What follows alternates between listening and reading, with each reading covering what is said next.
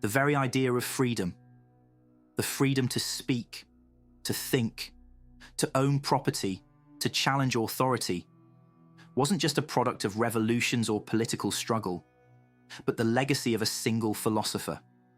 In the late 17th century, as monarchs ruled by divine right and religious intolerance gripped Europe, John Locke proposed something radical for those times: that every individual possesses inherent rights, not because of their social status or religious affiliation, but simply by virtue of being human.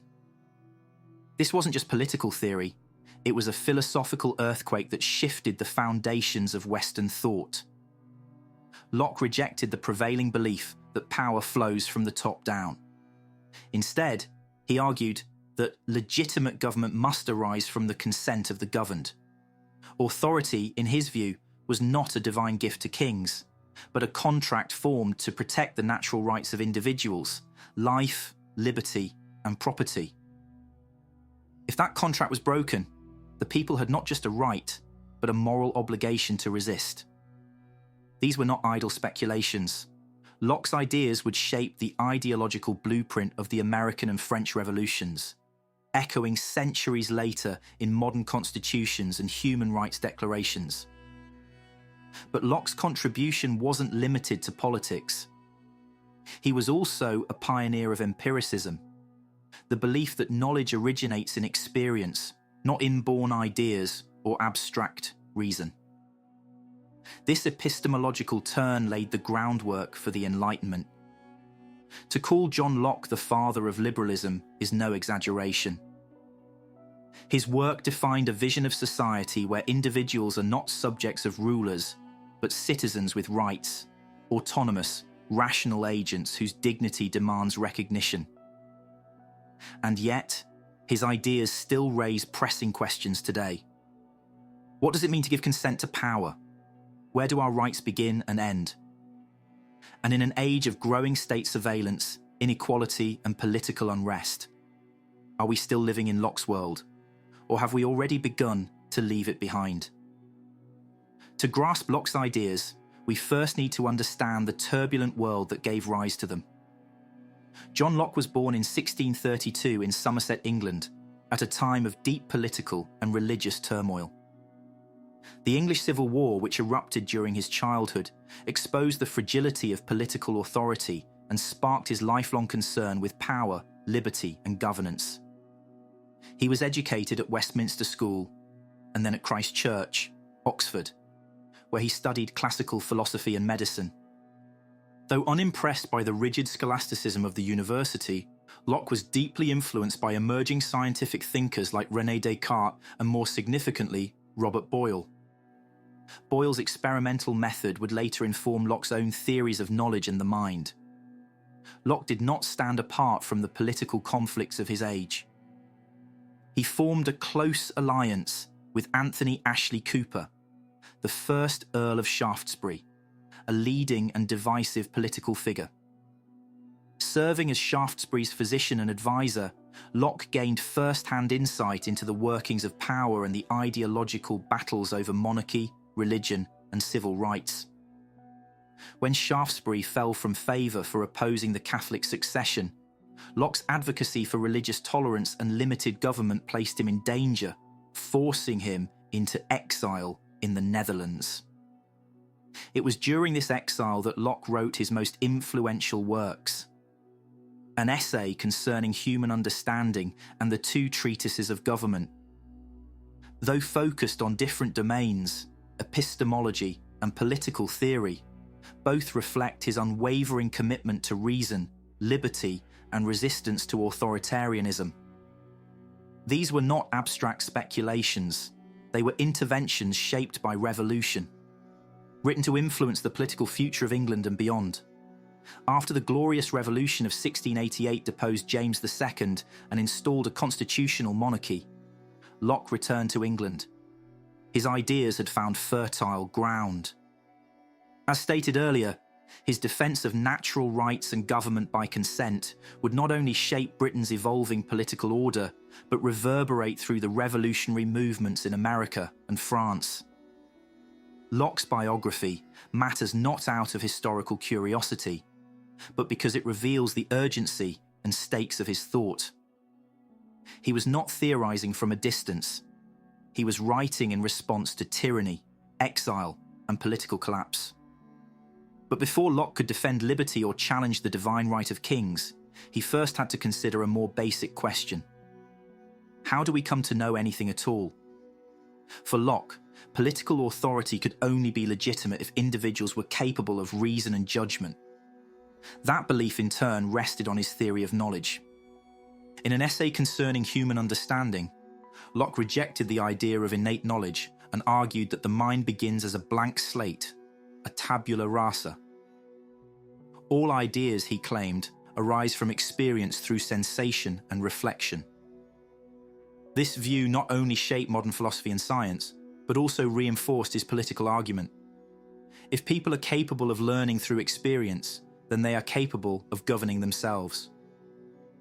Political freedom for Locke is inseparable from the capacity for reasoned thought.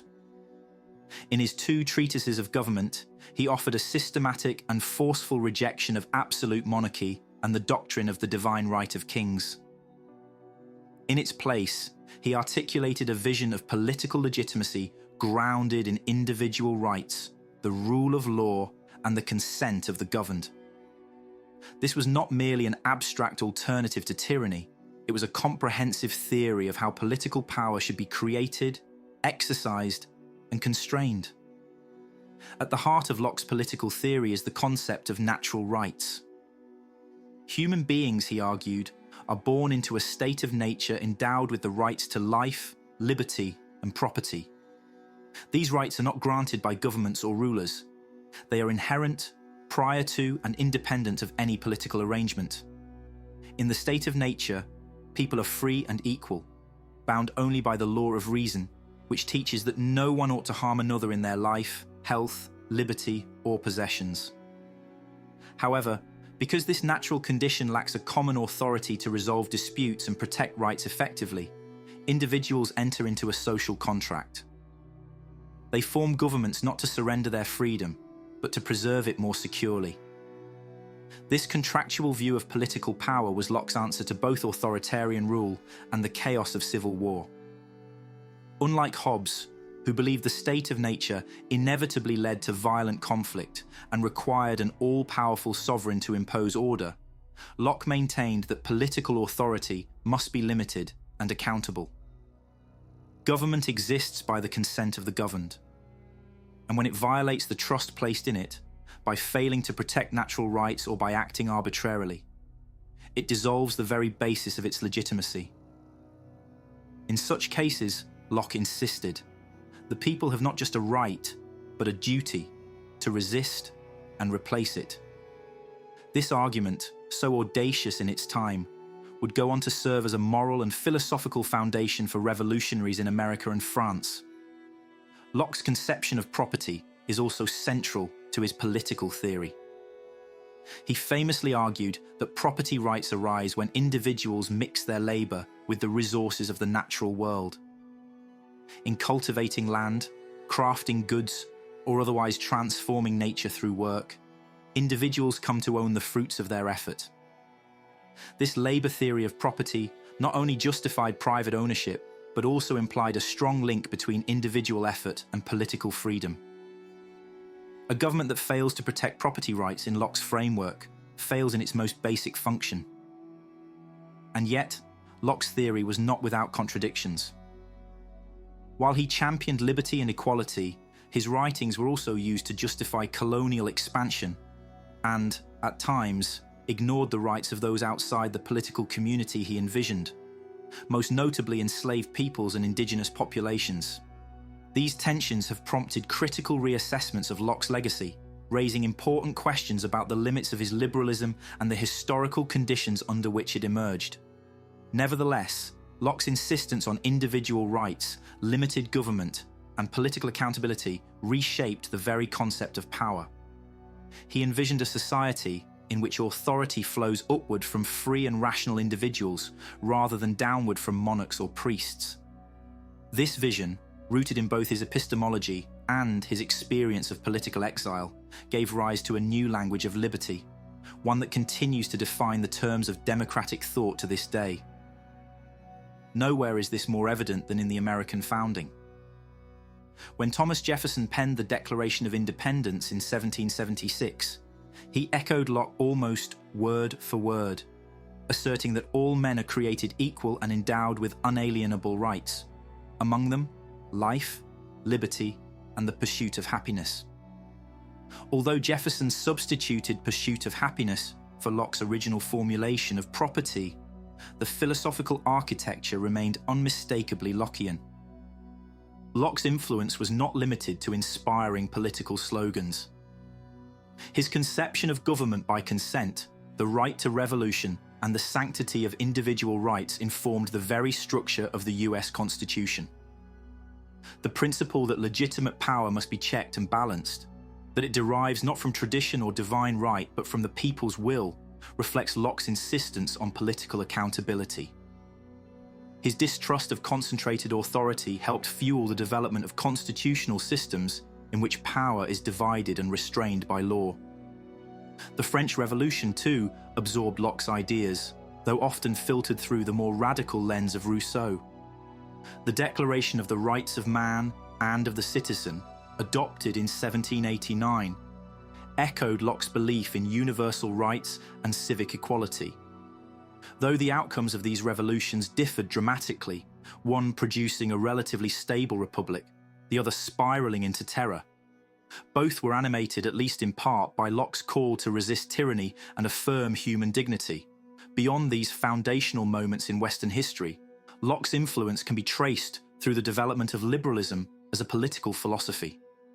His vision of the autonomous individual, protected by law and empowered to pursue his or her own interests, became central to classical liberal thought. Economic theorists like Adam Smith extended Locke's emphasis on property and labour into arguments for free markets. Later political thinkers, including John Stuart Mill, adapted his ideas in defence of civil liberties, individual expression, and limited government. Yet Locke's legacy is not without complication. As mentioned earlier, while he laid the groundwork for ideas of equality and universal rights, the liberal tradition he helped establish often excluded large segments of the population. Women, the enslaved indigenous peoples, these groups were not imagined as full participants in the Lockean political community.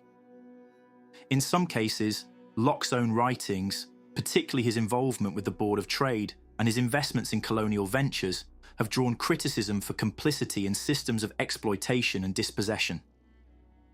These tensions force us to confront an uncomfortable but necessary question. Can a philosophy that so profoundly shaped ideals of freedom also bear the marks of historical exclusion? Still, the enduring power of Locke's thought lies in its capacity to be both foundational and contested. His work continues to serve as a point of reference, a set of principles to aspire to, question, and reinterpret. In an era when trust in institutions is declining and populist movements are reshaping democratic norms, Locke's theory challenges us to reflect on what consent actually means today. Is voting every few years sufficient for meaningful participation? What happens when political systems seem unresponsive to the very individuals whose consent is supposed to justify them? These questions go to the heart of Locke's framework and test its endurance under modern conditions.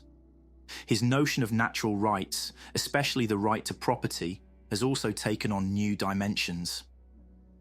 While Locke viewed property as the just reward of labour and a foundation for personal freedom, today, extreme disparities in wealth raise doubts about whether this idea can still function as a guarantor of liberty for all.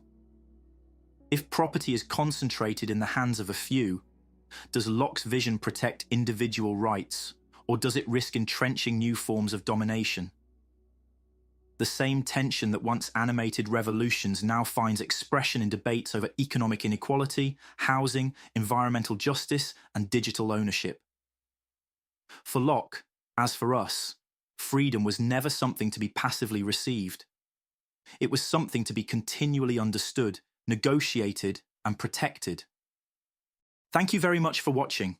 If you enjoyed the video, don't forget to hit the thumbs up, share your thoughts in the comments, and subscribe to join us on this journey of exploring philosophy, psychology, and the thinkers who shaped our world.